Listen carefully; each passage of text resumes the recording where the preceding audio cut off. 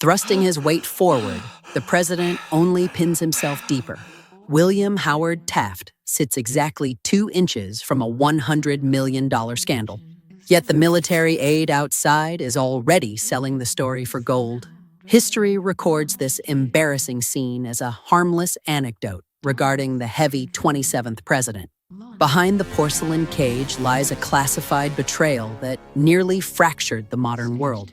It is 1909, and the transition from the rugged masculinity of Theodore Roosevelt has reached a violent, physical halt. William Howard Taft, the hand-picked successor, has just encountered the one enemy he cannot out-argue: gravity. This isn't just a logistical failure. It is a moment of profound vulnerability that the Secret Service, trained for ballistics and poison, found themselves useless against.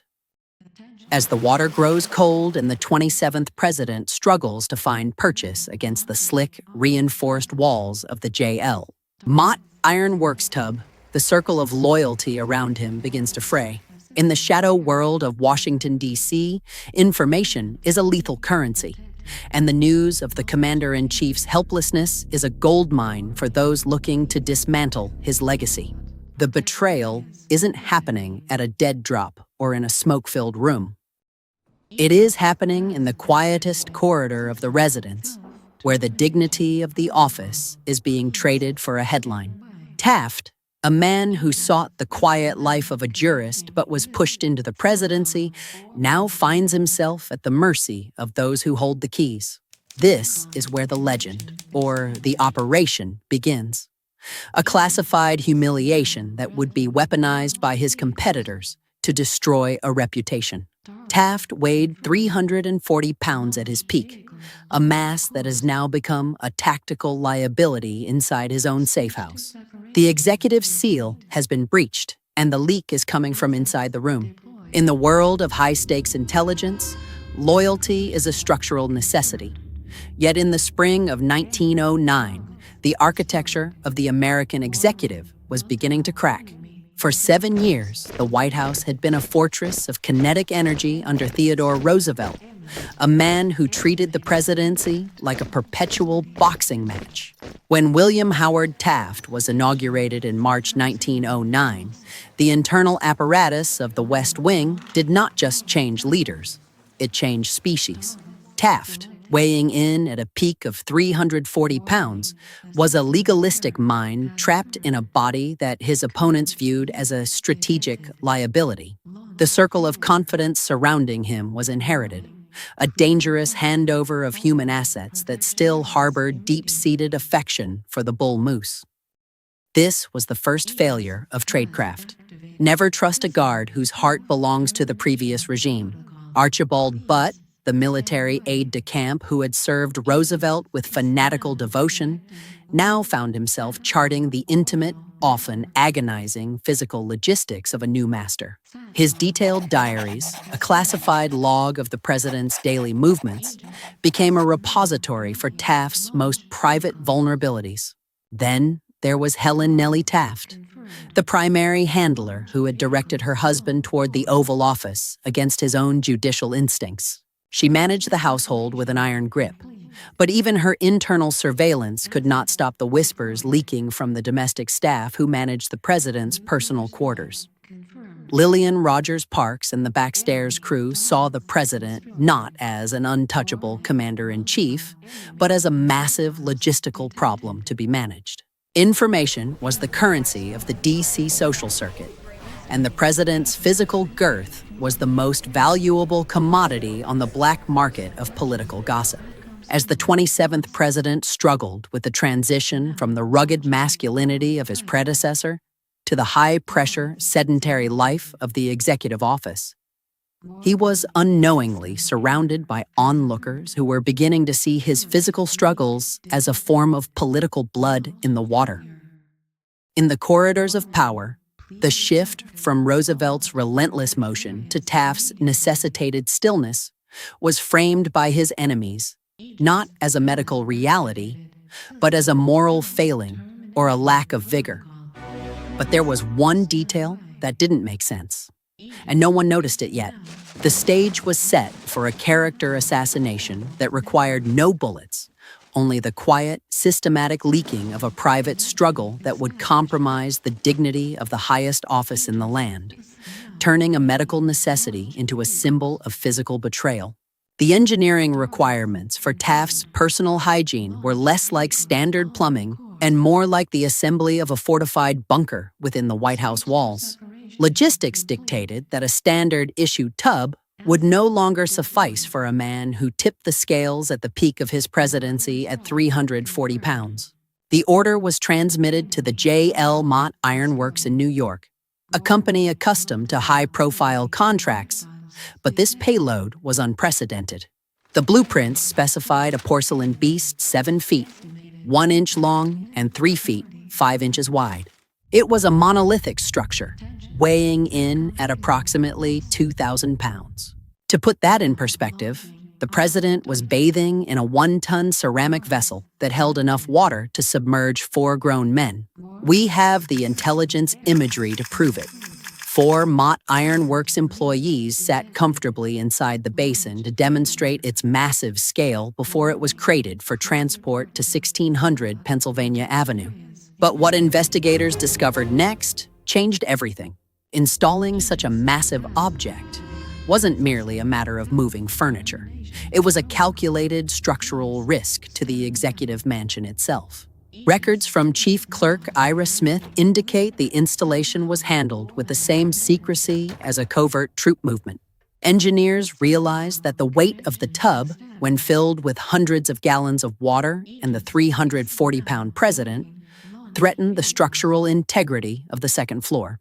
If the floor joists failed, the commander-in-chief would not just be trapped, he would be a projectile, crashing through the floorboards into the public rooms below. This necessitated reinforced flooring, a silent modification to the historic architecture to accommodate the president's escalating physical footprint. These were the technical realities that the administration tried to keep off the front pages. Yet every reinforcement made to the floor was another piece of evidence in the growing file against Taft's physical competence. This was not a luxury. It was a liability cast in solid white porcelain. The operation began not in the marble halls of the Capitol, but in the humid, oppressive heat of the Panama Canal Zone. In early 1909, the president-elect boarded the USS Tennessee. It was here that the first breach occurred. Intelligence reports, filtered through the whispers of stewards and sailors, revealed that the standard-sized tub in Taft's cabin had suffered an undignified overflow. This wasn't merely a plumbing failure, it was a baseline assessment of a target's physical limitations. This specific data point was relayed through the invisible channels of White House staff, reaching the desks of those who handled the presidency's most sensitive logistics. Chief Clerk Ira Smith managed the paper trail, but the social circuit managed the narrative. But what investigators discovered next changed everything. As the 340-pound president moved through his term, every logistical accommodation became a potential leak. Archibald Butt, the military aide whose loyalty was supposedly ironclad, recorded the intimate details of Taft's struggle with the modern world in his private diaries. These served as the raw intelligence files for a city hungry for weakness. In the drawing rooms of Washington's elite, the president's physical presence was viewed through the lens of a classified betrayal, a deviation from the Rooseveltian ideal of rugged vigor. The political opposition didn't need to steal launch codes. They only needed to capitalize on the image of a leader physically incapable of navigating his own residence. By 1913, the narrative weaponization was operating at peak efficiency. The D.C. social circuit acted as a signal amplifier, taking the 2,000-pound reality of a specialized J.L. Mott manufacture and turning it into an allegory for a bumbling, sedentary administration. This was a psychological operation executed with surgical precision.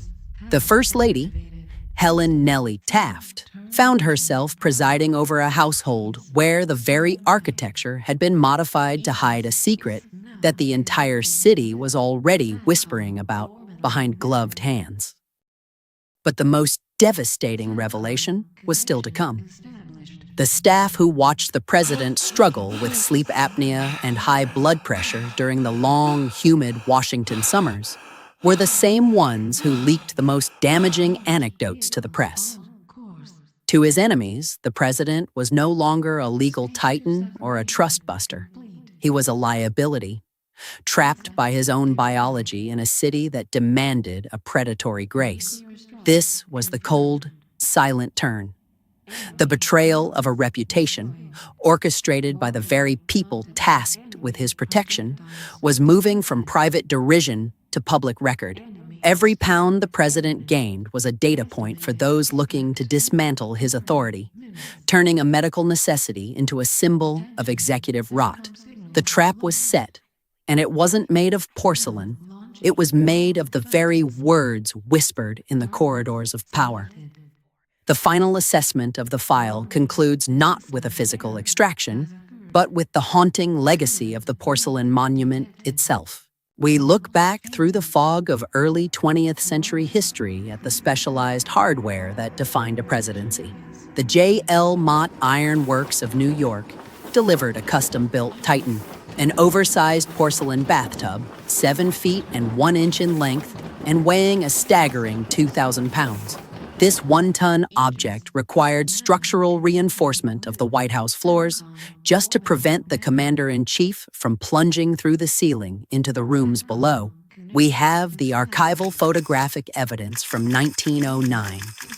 4 grown men sitting shoulder to shoulder inside the tub's cavity, a visual testament to the scale of the president's physical requirements. Taft, weighing in at a peak of 340 pounds, suffered the biological toll of his office.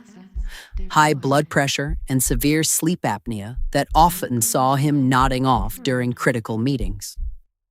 This physical state was first compromised during a pre-inauguration trip to the Panama Canal, where reports from the USS Tennessee suggested the standard-issue plumbing could not contain him. In the brutal theater of the progressive era, this vulnerability was an invitation for a localized psychological operation.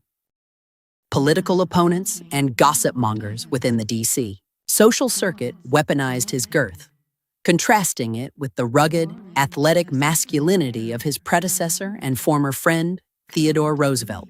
Taft's legalistic, sedentary nature was framed as a betrayal of Roosevelt's kinetic spirit.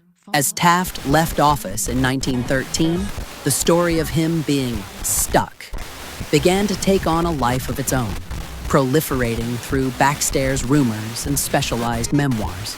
By 1934, accounts like those from White House maid Lillian Rogers Parks helped cement the image of a helpless giant into the American psyche. Even after Taft managed to lose 80 pounds post-presidency, a transformation he attributed to the removal of executive stress, the narrative remained fixed.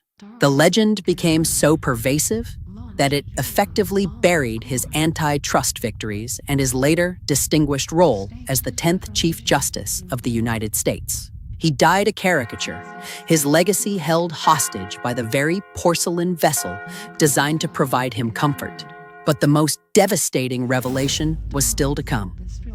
When modern historians and investigators from the National Park Service finally declassified the internal day-to-day records, the entire operation collapsed. They scoured the microscopic details of the White House chief clerk Ira Smith's logs and the intimate, meticulous diaries of Taft's military aide, Archibald Butt. Yet they found a shocking vacuum where the incident should have been. There is zero contemporary evidence that the president was ever actually trapped. No news reports, no medical logs, and no staff journals from 1909 to 1913 mention the event. The stuck in the bathtub story was a tactical fabrication, the most successful character assassination in White House history, executed by a public that preferred the punchline to the person. In the shadow world, the deepest betrayal comes from the person you trust the most. Subscribe and hit the bell for more classified stories that were never meant to see daylight. Tell us in the comments. Could you spot a double agent in your own life?